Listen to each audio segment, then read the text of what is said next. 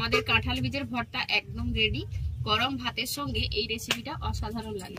খুব সহজেই কিন্তু তৈরি করে ফেললাম এই ভর্তা রেসিপিটা। আপনারাও একবার কাঁঠালের বীজ দিয়ে এই ভর্তা রেসিপিটা তৈরি করে দেখবেন, খেতে খুব ভালো লাগে।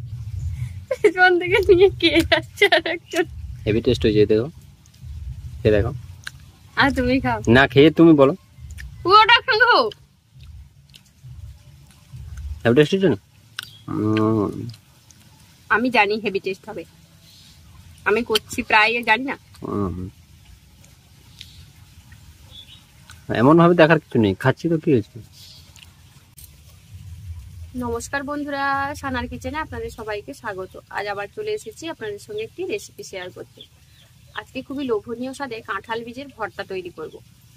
চলুন তাহলে রেসিপিটা শুরু করি। প্রথমে এই কাঁঠাল বীজগুলোকে এর খোসাটা ছাড়িয়ে নিয়ে দু টুকরো করে এইভাবে কেটে নিচ্ছি, যাতে সেদ্ধটা তাড়াতাড়ি হয়। এই যে দেখুন, অনেকগুলো পরিমাণে কাঁঠাল বীজ নিয়েছি। বীজগুলোকে শুকিয়ে রেখেছি। এর খোসাটা ছাড়িয়ে নিয়ে দুটো টুকরো করে নেব। আর শুকিয়ে নিলে খুব ভালোভাবে কিন্তু খোসাটা ছেড়ে যায়। সবগুলো কাঁঠাল বীজকে খুব ভালোভাবে তার সাদা খোসাটা ছাড়িয়ে নিয়ে দু টুকরো করে কেটে নিয়েছি, যাতে এটা তাড়াতাড়ি খুব ভালো করে সেদ্ধ হয়ে যায়। এবার এটাকে ধুয়ে নিয়ে সেদ্ধ করে নেব। সেদ্ধ করার জন্য কড়াইয়ের মধ্যে দিয়ে দিচ্ছি জল।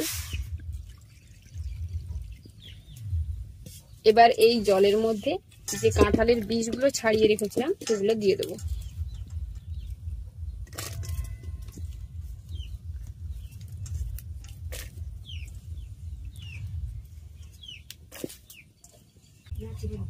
দিয়ে দিচ্ছি লবণ।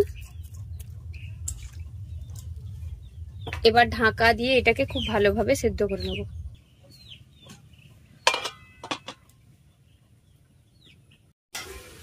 অনেকক্ষণ হয়ে গেল, এবার দেখে নেব এগুলো সেদ্ধ হয়েছে কিনা।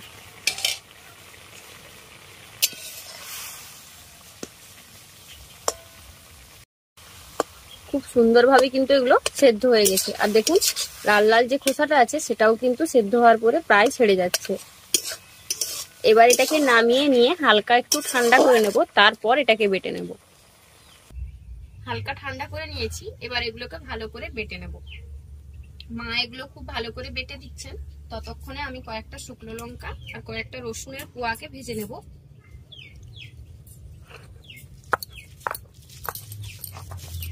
দেখুন, খুব সহজেই কিন্তু শিলনোড়া এগুলো বাটা হয়ে যাচ্ছে। তবে যাদের কাছে শিলনোড়া নেই তারা কিন্তু গ্রাইন্ডারে এগুলোকে পেস্ট করে নিতেও পারে।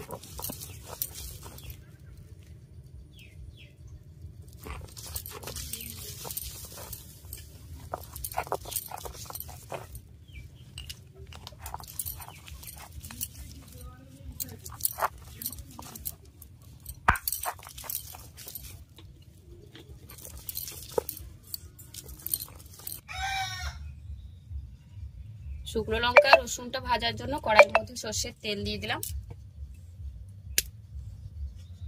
এবার তেলটাকে প্রথমে খুব ভালো করে গরম করে নেব। তেল গরম হয়ে গেছে, এবার রসুনের কোয়াগুলো দিয়ে দেবো।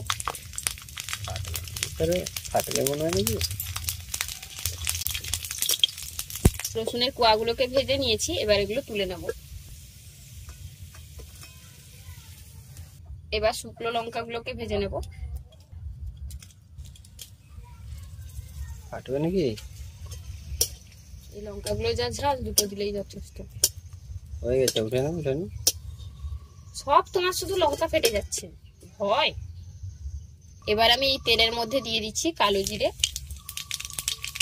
আর কুচিয়ে রাখা পেঁয়াজ।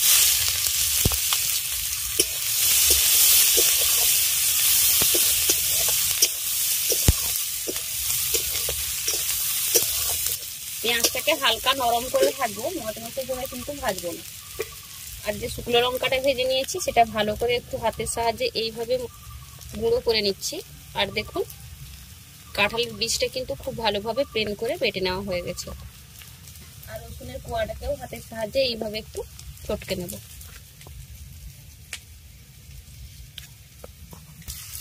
এবার এগুলো ভেজে রাখা পেঁয়াজটার মধ্যে দিয়ে দিচ্ছি।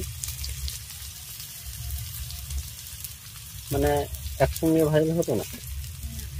রসুন লঙ্কা পেঁয়াজ, রসুনটা যে আমি ছোট করলাম, ভেঙে দিলাম কি করে ভালো হতো কোন থেকে কোন থেকে সেটা করে দিতাম কি বলে তুমি কোথায় ছিলে এবার খুব ভালো করে সমস্ত কিছুকে মিশিয়ে নেব এবার এর মধ্যে স্বাদ মতো লবণ দিয়ে দিচ্ছি সেদ্ধ করার সময় লবণ দিয়েছিলাম সেটা বুঝেই স্বাদ মতো লবণটা এখন ব্যবহার করছি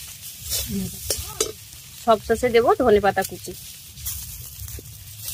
এবার সমস্ত কিছুকে মিশিয়ে নিলেই তৈরি হয়ে গেল আমাদের কাঁঠাল বীজের ভর্তা অসম্ভব স্বাদের এই কাঁঠাল বীজের ভর্তাটা খেতে কিন্তু দারুণ লাগে আমাদের কাঁঠাল বীজের ভর্তা একদম রেডি গরম ভাতের সঙ্গে এই রেসিপিটা অসাধারণ লাগে খুব সহজেই কিন্তু তৈরি করে ফেললাম এই ভর্তা রেসিপিটা আপনারাও একবার কাঁঠালের বীজ দিয়ে এই ভর্তা রেসিপিটা তৈরি করে দেখবেন খেতে খুব ভালো লাগে আমাদের আজকের এই রেসিপিটা আপনাদের কেমন লাগলো অবশ্যই কমেন্ট করে জানাবেন ভালো লাগলে বরাবরের মতো ভিডিওটিতে একটি লাইক করে আপনার বন্ধু বান্ধব এবং ফ্যামিলির সঙ্গে ভিডিওটা শেয়ার করার অনুরোধ রইল আর চ্যানেলে নতুন বন্ধু হয়ে থাকলে বরাবরের মতো চ্যানেলটি সাবস্ক্রাইব করে পাশে থাকা বেল আইকনটি অবশ্যই ক্লিক করে দেবেন সেই সাথে যারা ফেসবুক পেজ দেখছেন তারা অবশ্যই ফেসবুক পেজটি ফলো করে নেবেন পেছন থেকে নিয়ে কে যাচ্ছে আর একজন হেভি টেস্ট হয়েছে দেখো খেয়ে দেখো আর তুমি খাও না খেয়ে তুমি বলো পুরোটা খাও